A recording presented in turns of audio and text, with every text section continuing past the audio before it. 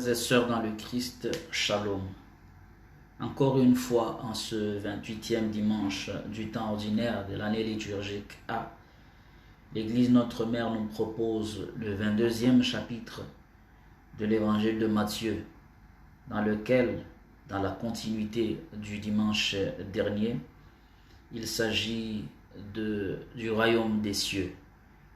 Et Jésus donne des exemples, une autre parabole pour pouvoir expliquer le fonctionnement du royaume des cieux. Et si le dimanche dernier, tout portait à croire que Dieu nous appelle pour aller travailler, c'est-à-dire un dur labeur, l'évangile ou la parabole de ce dimanche nous révèle qu'en réalité, Dieu nous appelle pour fêter. C'est ainsi qu'il parle des noces. D'ailleurs, le premier des signes dans l'évangile de Saint Jean, en Jean chapitre 2, les versets 1 à 11, c'est bel et bien le signe de la fête, le signe des noces auxquelles Jésus a été invité. C'est pour dire que c'est la symbolique qui parle de la relation entre l'homme et Dieu. D'ailleurs, dans la plupart des cas, Jésus s'identifie comme l'époux et le monde où l'Église est son épouse. Raison pour laquelle l'union entre l'époux et l'épouse est célébrée par des noces, par une grande fête, un grand festin offert justement en l'honneur des invités. Et les invités sont tous ceux qui écoutent la voix du Seigneur et qui viennent. Et aussi dans cet évangile, il est question des noces, justement des fêtes, puisqu'il s'agit du royaume des cieux, il s'agit donc du Fils. Et quel Fils? Il s'agit de Jésus. Et ce Jésus pour lequel le roi, qui est Dieu, invite des invités, permettez la tautologie, mais qui manifeste un refus catégorique. Déjà, dans cet évangile, il faudra aller dans l'arrière-fond de ce que Matthieu est en train de dire. Il y a deux éléments qui sont en arrière-fond de ce qu'il est en train de dire. Le premier élément est une relecture des événements qui se sont passés en l'an 70 ou 70 pour les Belges et les Congolais. En l'an 70, la destruction du temple de Jérusalem par Titus le Romain, le général romain. La destruction donc du temple de Jérusalem et le massacre perpétré par les Romains qui réprimaient les Juifs qui essayaient de marcher contre eux, contre l'occupation romaine. Et en ce sens, Matthieu, en disant ou en écrivant cet évangile, voudrait dire en fait que cet acte a été le châtiment de Dieu à l'encontre du peuple d'Israël ou des Juifs qui n'ont pas voulu accueillir Jésus comme le Messie envoyé, comme le disait l'évangile du dimanche dernier dans une autre perspective. Ils n'ont pas voulu accepter Jésus comme le Sauveur, le Messie, raison pour laquelle ils ont été réprimandés et bradés. Le deuxième soubassement, l'arrière-fond, c'est que il y a l'opposition entre les Juifs et les chrétiens, une petite communauté qui commence à se constituer. Les Juifs donc, considérant qu'ils sont eux, les héritiers privilégiés ou les uniques héritiers de la foi en Dieu, ils n'acceptent donc pas qu'il y ait un élargissement de cette perspective, raison pour laquelle ils se montrent hostiles. Et en ce sens, puisqu'ils se montrent hostiles, ils n'ont donc pas écouté la parole de Dieu. Ils n'ont donc pas répondu à l'appel du roi qui invite à des noces. Et cette noce, c'était justement l'avènement de Jésus dans le monde, la célébration de cette relation intrinsèque entre Dieu et l'homme à travers son Fils qui vient épouser justement son Église. Et en ce sens, les premiers invités se sont révélés indignes. Et donc, à partir de ce moment, et Saint Paul le répétera, l'évangile où l'appel est lancé à tous, sans exception.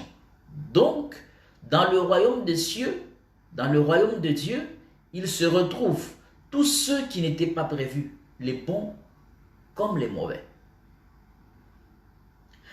Tout celui qui écoute la parole de Dieu, qui reçoit une invitation et qui répond favorablement, est donc accueilli dans le royaume des cieux. Et là, accueilli dans le royaume des cieux, il n'y aura donc comme critère que l'écoute et l'obéissance. Celui qui écoute la parole de Dieu répond donc à l'invitation de Dieu. Mais il s'ensuit l'obéissance, l'exécution, la démarche à faire pour venir vers le Seigneur. Et celui qui a écouté et qui n'a pas obéi a donc désobéi et devient indigne. Et c'est le cas justement de celui qui se retrouve dans la noce sans vêtements. Et comme vêtements, dans le langage biblique, il faudra lier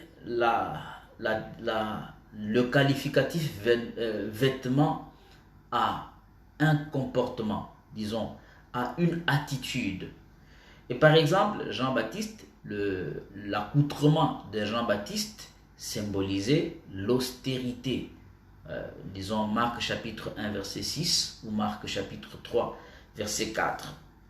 Il y a aussi la tunique de Jésus en Jean chapitre 19 verset 23. La tunique de Jésus qui n'avait pas de couture veut dire l'unité de son royaume.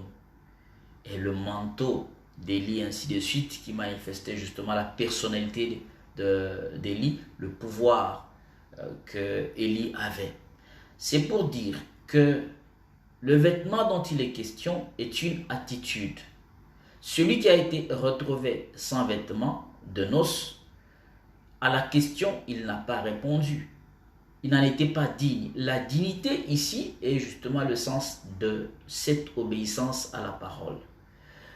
Qui est invité doit se préparer. S'il ne se prépare pas et se présente de cette manière, cela veut dire qu'il néglige celui qui l'a invité, qu'il n'a aucun répit pour l'invitation qui lui a été lancée, raison pour laquelle, négligeant cette invitation et se présentant comme il le voudrait, il se retrouve donc hors jeu et elle sera mis aussi hors jeu. Et en ce sens, avec cette parabole que Jésus nous donne aujourd'hui, il nous invite justement à ouvrir grandement nos oreilles, à accueillir avec probité, avec promptitude, l'invitation que le roi lui-même nous lance pour entrer dans son royaume et obéir, nous préparer pour pouvoir entrer dans le royaume des cieux. Déjà que ce royaume des cieux est gratuit, il est ouvert à tout le monde. Ceux qui étaient invités, se révélant indignes, vont devenir les derniers, comme le disait le même Jésus. Les premiers seront les derniers et les derniers seront les premiers. Ceux qui étaient considérés avant comme des païens, des rebuts de la société, sont ceux qui nous précèdent dans le royaume. Le fait d'être dans une église, le fait d'appartenir à un mouvement religieux ne signifie pas que nous sommes sauvés d'office.